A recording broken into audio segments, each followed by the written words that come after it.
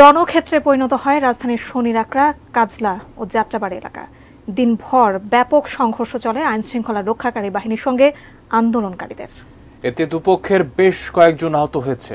সরওয়ার হোসেন এবং তাপস কর্মকরের তোলা ছবিতে সহকর্মী সম্রাট অনারকে সঙ্গে নিয়ে মনিরুল ইসলাম মিন্টুর রিপোর্ট।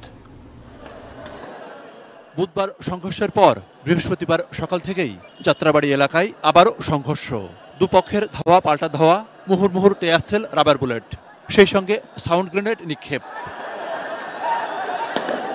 একবার আন্দোলনকারীরা পুলিশের দিকে এগিয়ে যায়, আবার পুলিশ ধাওয়া দিলে তারা পিছিয়ে যায়। এরপর থেকেই বন্ধ হয়ে যায় উপর এবং নিচের যান চলাচল। ধীরে ধীরে টোল প্লাজা পার হয়ে সামনের দিকে এগোতে থাকে আন্দোলনকারীরা।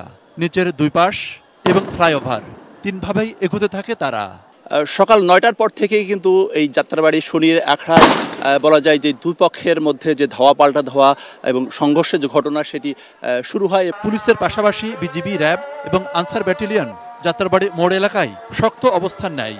এর সঙ্গে ছাত্রলীগ, যুবলীগ সহ আওয়ামী লীগের নেতাকর্মীরাও। আন্দোলন শুধু শিক্ষার্থীদের মধ্যেই সীমাবদ্ধ ছিল না, পিকেটিংয়ে দেখা যায় নানা বয়সীদের। অবশ্য টিয়ারশেল যেদিক থেকে মারা হচ্ছিল, বাতাস সেইমুখী হয় আন্দোলনকারীদের নিয়ন্ত্রণ করা আরও কঠিন হয়ে পড়ে। এরই মধ্যে অবশ্য জরুরি অ্যাম্বুলেন্সকে যেতে দেয় উভয় পক্ষই। তবে গুরুত্বপূর্ণ এই সড়কটি রণক্ষেত্রে পরিণত হয়, চরম দুর্ভোগে পড়েন মানুষ। অবশ্য এই এলাকা থেকে আন্দোলনকারী সন্দেহে অনেকেই আটক করে পুলিশ। আমরা কিন্তু ডিসপাস করার চেষ্টা করেছি। আমরা চাই যে এর মধ্যে তারা ক্ষান্ত হবে এবং যারা উত্তেজিত জনতা আছে তারা তাদের জীবন এবং তার রাষ্ট্রীয় সম্পদের ক্ষতি না করে তারা ঘরে ফিরে যাবেন, এটা আমাদের প্রত্যাশা।